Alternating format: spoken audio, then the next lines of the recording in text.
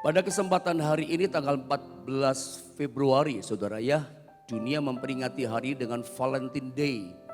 Ya, hari Valentine, hari kasih sayang ya. Nah, kesempatan dalam hari kasih sayang ini yang diperingati oleh dunia, saya mau bicara tentang kasih sayangnya Tuhan. Saya mau bicara tentang cintanya Tuhan yang tak terbatas dalam kehidupan kita. Saya akan sharing pagi ini sebuah pengajaran firman Allah yang saya berikan judul Tuhan yang mengasihi kita. Kita akan sama-sama buka ayat firman Allah yang menurut saya sangat familiar. Ayat ini sering kita baca, Roma 8:31 sampai 37 ayatnya. Ini adalah ayat-ayat yang menurut saya pikir sering disampaikan, sering dikupas gitu ya, dikhotbahkan oleh banyak hamba-hamba Tuhan yang luar biasa. Tapi saya pikir pagi hari ini dalam momen hari kasih sayang dunia memperingati ini, tidak ada salahnya kita lihat kembali ayat ini. Untuk apa? Untuk kita sama-sama belajar bahwa cintanya Tuhan pada kita luar biasa. Ya, itu yang kita mau belajar, kasih Tuhan kepada kita sayangnya tak terbatas. Nah, kita mau belajar dari ini dan ini yang menentukan kemenangan dalam kehidupan setiap kita.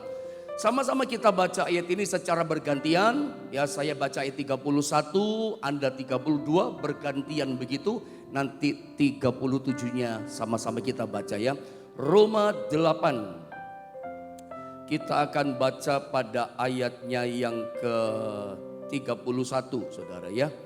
Saya baca 31, begini kata firman Allah. Sebab itu apakah yang akan kita katakan tentang semuanya itu?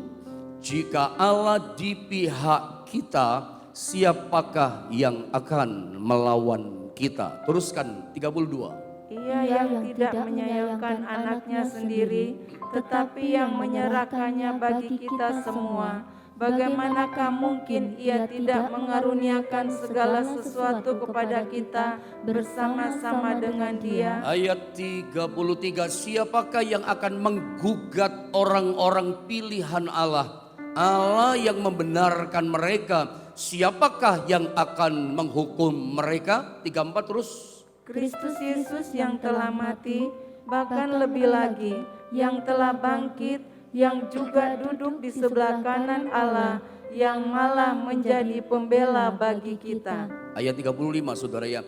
Siapakah yang akan memisahkan kita dari kasih Kristus? Penindasan atau kesesakan atau penganiayaan atau kelaparan atau ketelanjangan atau bahaya atau pedang. 36 terus.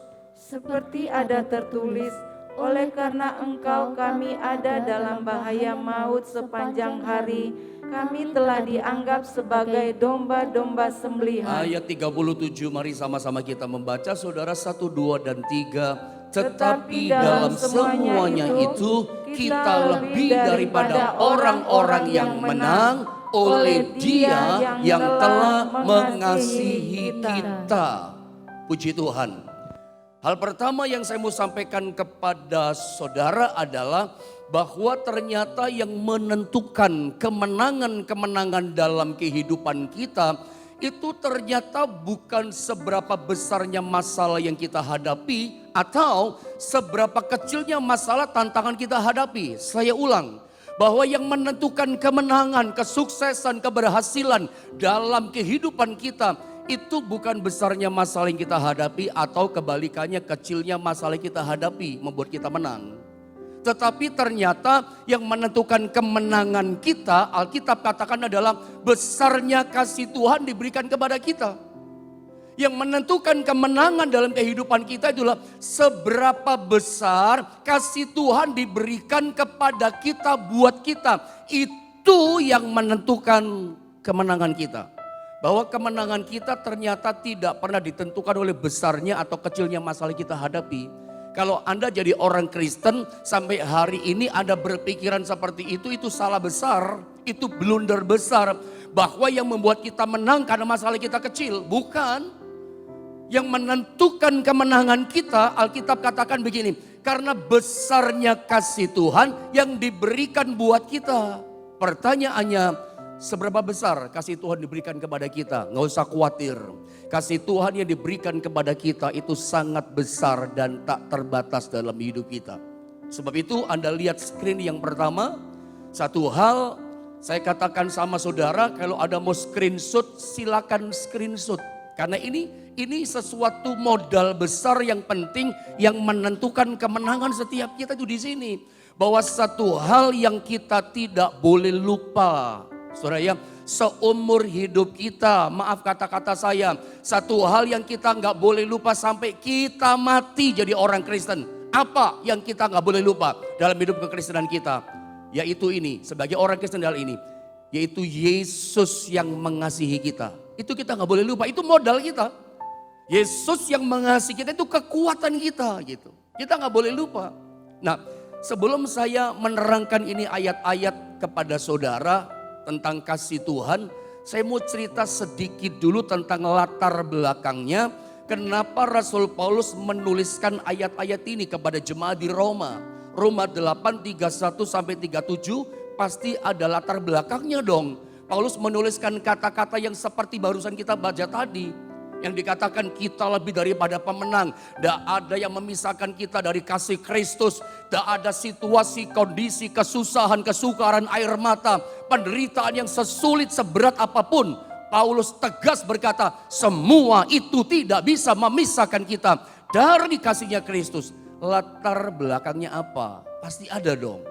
Singkat saja, pendek, mungkin Anda sering dengar barangkali.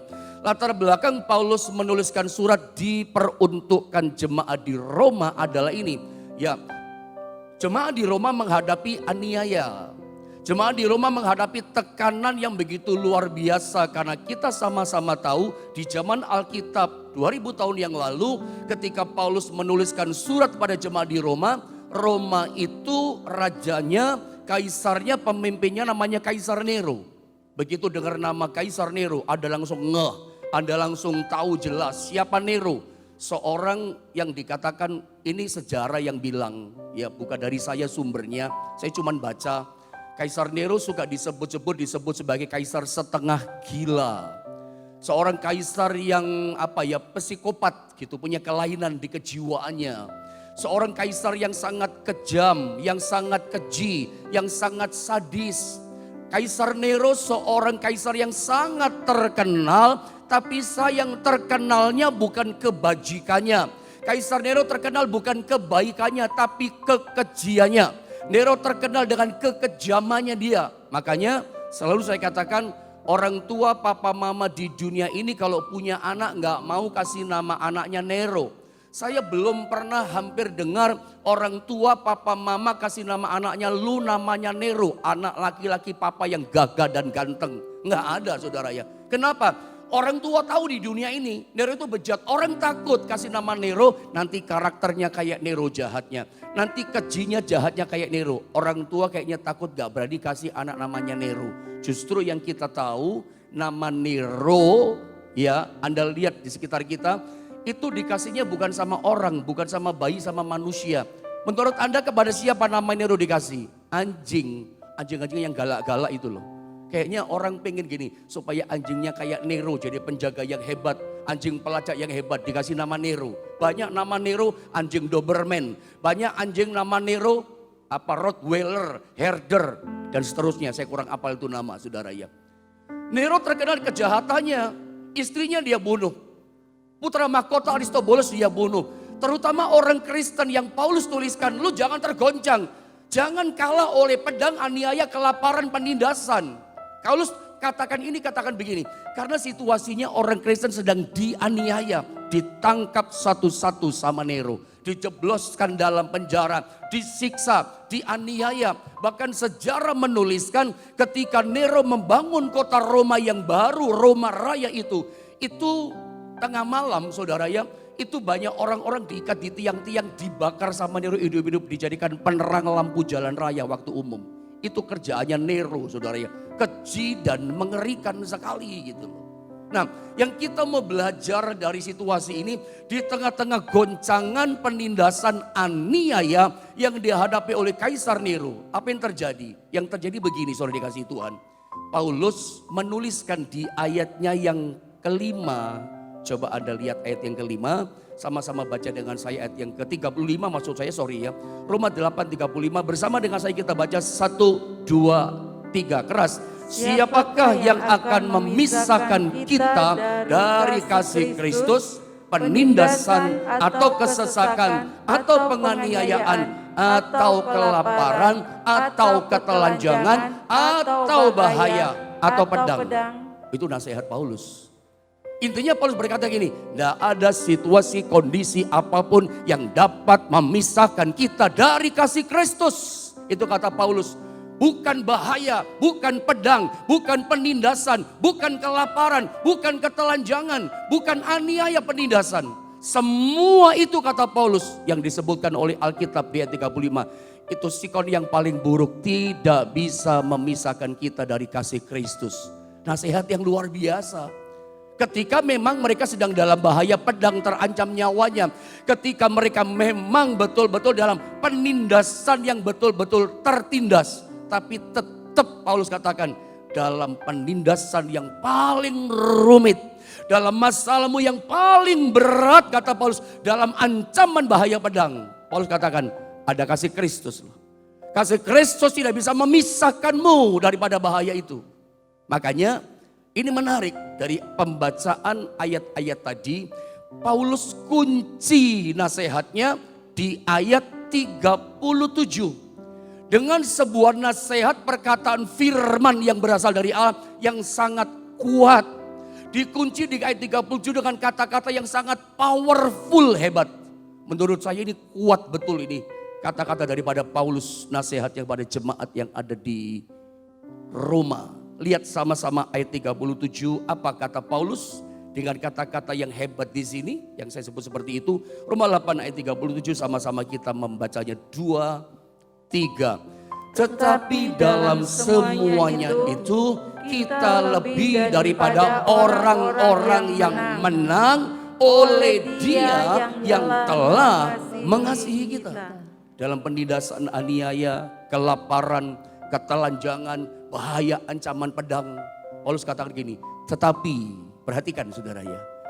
Dalam kesukaran yang paling sukar, dalam kesulitan yang paling rumit dan sulit, Paulus berkata dengan begitu kuat dalam wibawa urapan kuasa firman. Dia berkata begini, tetapi dalam semuanya itu apa? Semua penindasan, semuanya itu apa? Kesukaran, bahaya, ancaman, pedang, kelaparan, semuanya itu. Alkitab katakan apa? Kita lebih daripada orang-orang yang menang. Ini luar biasa saudara ya. Dalam semua menghadapi aniaya yang berat itu Paulus katakan, kita lebih daripada orang-orang yang menang. Terjemahan lain berkata, kita lebih daripada pemenang. Yang percaya katakan amin. Kita lebih daripada pemenang. Walaupun kata menang di sini itu lebih menunjuk berarti kepada mentalitasnya yang menang. Rohnya dulu yang menang, rohnya dulu yang bergelora. Ya, karena roh di sini yang rohnya yang menang, mentalitasnya menang, itu modal untuk kita mengalami kemenangan. Dimulainya dari mentalitasnya dulu yang menang, itulah maksudnya. Rohnya dulu roh pemenang gitu. Dimulainya dari situ. Sebab kalau orang mentalitasnya kerupuk, mentalitas yang dia punya pecundang, hadapi masalah kecil pun dia nggak menang, dia akan kalah. Kemenangan kita dari awal, saya sudah sampaikan kepada saudara bahwa kemenangan-kemenangan kita tidak pernah ditentukan oleh besarnya masalah atau kecilnya masalah yang kita hadapi. Nggak pernah begitu. Siapa yang bilang? Kemenangan kita dimulai dari mentalitas menang, roh pemenang. Ayat 37 makanya dikatakan, tetapi dalam semuanya itu kita dikatakan lebih daripada orang-orang yang menang. Lebih daripada pemenang. Mentalitasnya dulu yang menang dimulainya. Rohnya dulu pemenang. Saya berdoa pagi ini saat engkau melihat gadgetmu, engkau melihat di YouTube atau televisimu, sementara engkau mendengar firman Allah, ketika perkataan-perkataan Allah dilepaskan, urapan Allah dilepaskan, mentalitasmu, mentalitas pemenang, roh Allah, firman Allah membangun rohmu, roh yang bergelora, roh pemenang. Dimulainya kemenangan kita dari situ, saudara. Kalau roh kita udah pecundang, begitu ada masalah di depan, udah gemeter kita, udah mundur kita. Kita udah kalah sebelum perang, kita udah ketakutan dulu. Kenapa? Mentalnya, rohnya lemah. Saya berdoa, firman Allah yang dilepaskan membuat rohmu hidup, rohmu bangkit, rohmu bergelora. Punya mentalitas pemenang. Tetapi mari kita lihat dari Roma 3 ayat 37. Roma 8 37. Ya, rahasia kemenangan dijelaskan di kalimat berikutnya. Lihat kalimat berikutnya saya baca ya. Tetapi dalam semuanya itu, perhatikan kata ini, kita lebih daripada orang-orang yang menang. Rahasianya di mana? Kalimat berikutnya, sama-sama kita baca kata oleh. 2, 3. Oleh Dia yang telah mengasihi kita. Ini kuncinya. Ini kuncinya. Ini titik awal kemenangannya di sini. Ya, roh kita bisa bangkit. Bahkan yang membuat kita menang bukan kecil besarnya masalah. Di mana letak kemenangan kita? Oleh Dia, itulah Yesus yang mengasihi kita. Jadi hari ini saudara mesti yakin kemenangan kita itu titik kemenangannya pada di sini. Yesus yang mengasihi kita. Dia yang mengasihi kita. Anda lihat PowerPoint gambar yang saya kasih sama saudara. Titik kekristenan kita, titik iman Kristen kita, begitu kira-kira ya. Itu dimulainya dari bahwa Tuhan mengasihi kita. Ini kita orang Kristen mesti clear di sini. Jelas di sini. Mesti terang benderang di sini. Ketika Anda jadi orang Kristen, Anda gagal paham, saudara gagal mengerti, dan memang kamu tidak mengerti bahwa Kristus mengasihi kamu, bahwa Yesus mengasihi kita. Anda gak akan menang. Anda tidak akan punya mentalitas pemenang, dan kita tidak akan lebih daripada pemenang. Yang menjadikan kita orang-orang yang menang, lebih daripada pemenang. Ketika kita bisa menangkap, ketika kita bisa mengerti bahwa Yesus mengasihi kita. Saya ulang, kekristenan kita starting pointnya, awal langkahnya dimulai dari sebuah titik perjalanan langkah yang namanya adalah Tuhan Yesus mengasihi kita. Mesti jelas di sini, saudara ya. Jadi setiap kali kita melangkah, titik awalnya begini. Yesus mengasihi saya, Tuhan mengasihi saya, Yesus mengasihi saya, Tuhan mengasihi saya. Kita bangun pagi ini pun, buka mata. Langkah awal bagaimana? Anda mesti tahu, Tuhan mengasihi saya. Coba ketika Anda bangun pagi hari ini, Anda tahu engkau punya beban yang berat. Engkau punya kesulitan yang sangat berat dan sangat rumit. Situasi kondisi yang tidak mengenakkan, gak merdeka, gak bebas buat saudara. Begitu bangun pagi, buka mata, apa yang dipikiran di hati saudara, di hidup saudara? Susah. Gak ada kelegaan, stres pak saya pak. Itu kan saudara ya. Tapi coba titik awal kehidupan kita hari ini. Memang titik kekristenan kita, starting point awal langkah kita mesti ini. Yesus mengasihi saya, titik. Begitu kita bangun pagi ini mau jalan, kita mau melangkah, beraktivitas sepanjang hari ini, menyelesaikan urusan kita. Ada urusan pekerjaan yang Anda mesti selesaikan. Ingat, langkah awal melangkah dalam kekristenan kita hari ini. Katakan begini, Yesus mengasihi saya. Saya berharap pagi ini roh ini hidup. Ya. Roh ini bangkit, roh kita bergelora, kita menangkap begini, Yesus mengasihi saya. Oh, ini mesti menyala-nyala, ini mesti bergelora di roh kita. Tuhan mengasihi saya. Hasilnya pasti beda. Tadinya stres, tadinya susah, tapi percaya memang langkah awal kekristenan sini gagal menangkap ini, kalah kita. Makanya saudara, setan untuk hancurkan kita, bahkan tempat yang paling disenangi oleh iblis untuk patahkan hidup kita itu apa? Ketika dia ragukan Tuhan mengasihi kita. Coba kalau pagi ini misalnya ada dalam persoalan, mungkin Anda berkata kepada saya, Pak Pendeta gak tahu masalah yang saya hadapi. Masalah saya berat Pak Pendeta. Saya udah berdoa minta tolong sama Tuhan. Udah 1 tahun lamanya saya berdoa, Tuhan belum kabulkan. Ada satu lain berkata, saya 2 tahun pendeta. Gak dijawab doa bangga saudara ya. Lebih-lebih 2 tahun saya gak dijawab. Padahal saya udah ke gereja Pak Pendeta.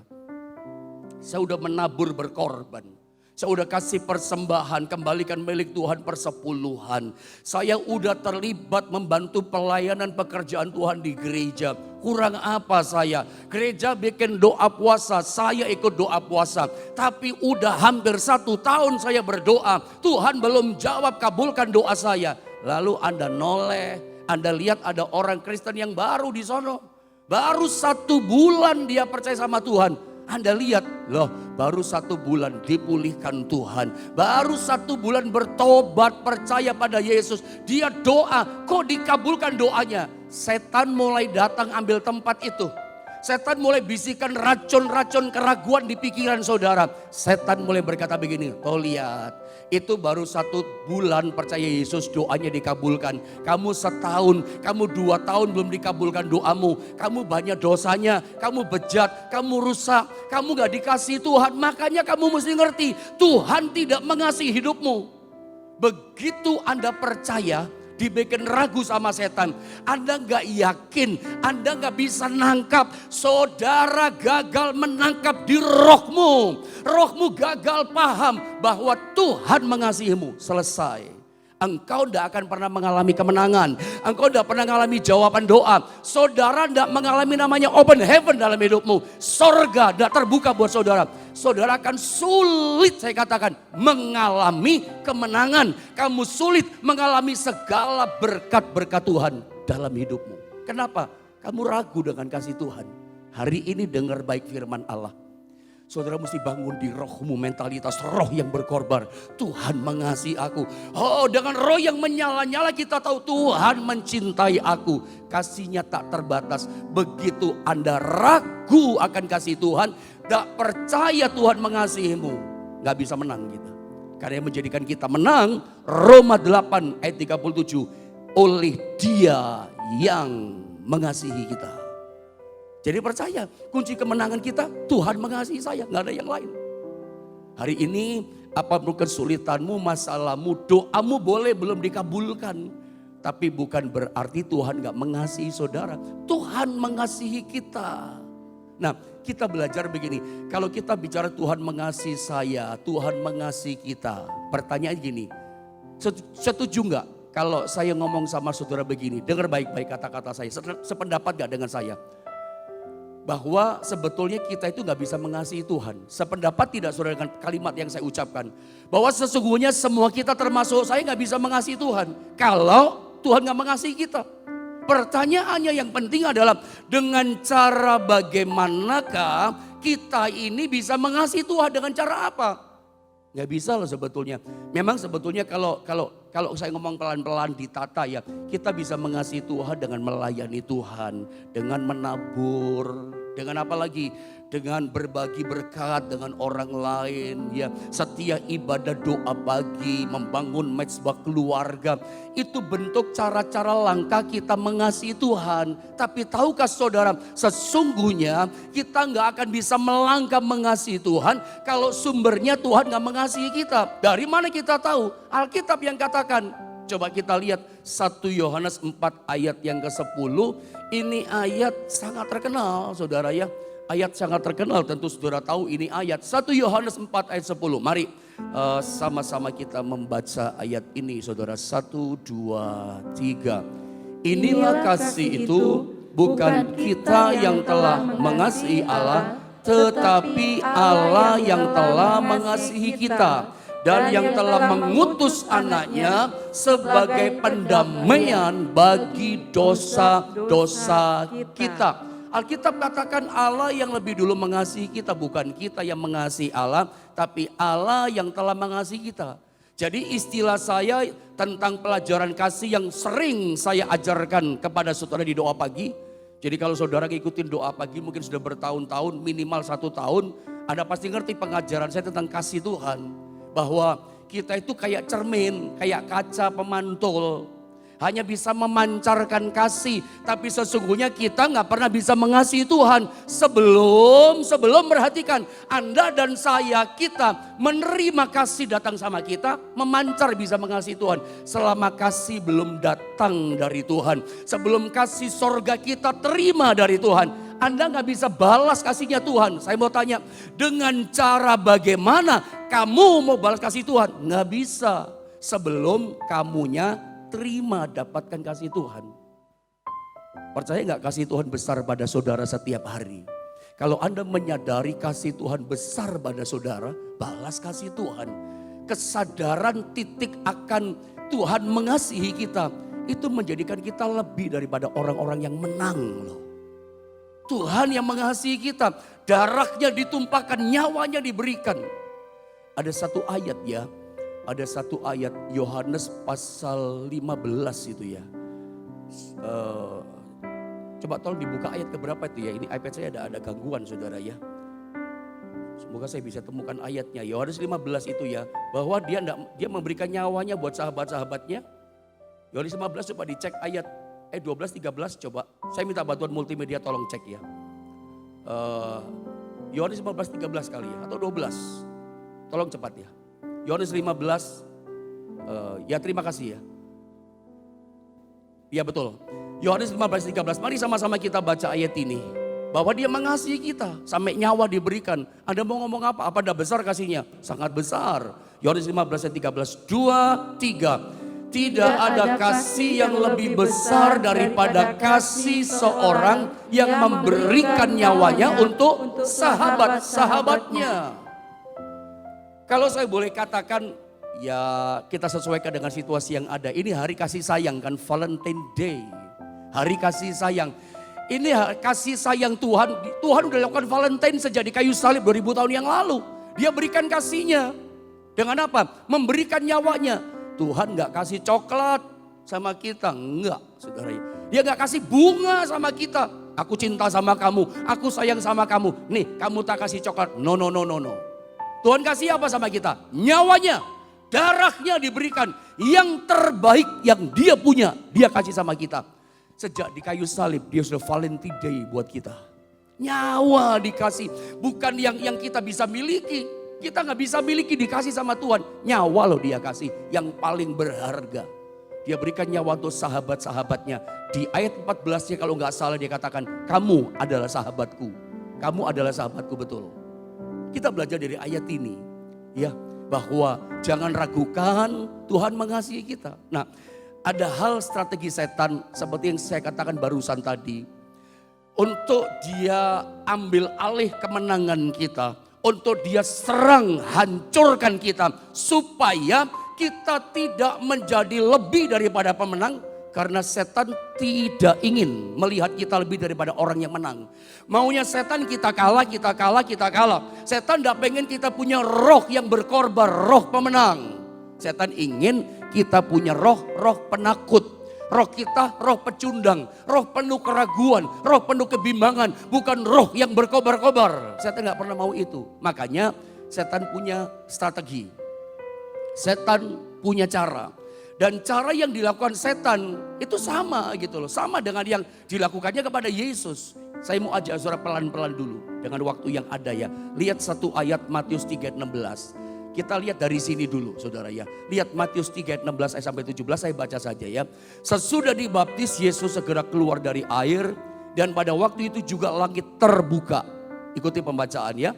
Dan ia melihat roh Allah seperti burung merpati turun ke atasnya. Terus lalu terdengarlah suara dari sorga yang mengatakan inilah. Perhatikan kalimat ini. Karena saya mau berangkat dari sini sama saudara. Bicaranya di sini. Inilah anakku yang kukasihi. Saya ulang. Inilah anakku yang kukasihi. Kepadanya lah aku berkenan. Inilah anak yang kukasihi. Anakku kasih. Pertanyaan saya.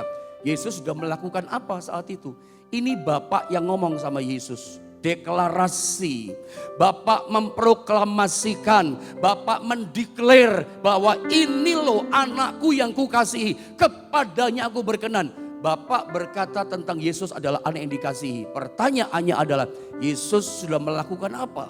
Menurut Anda di Matius 3, apakah Yesus sudah melakukan sesuatu dalam pelayanannya? Belum. Apakah Yesus sudah bangkitkan orang mati, celikkan mata orang buta, sembuhkan orang lumpuh? Belum. Belum buat apa-apa.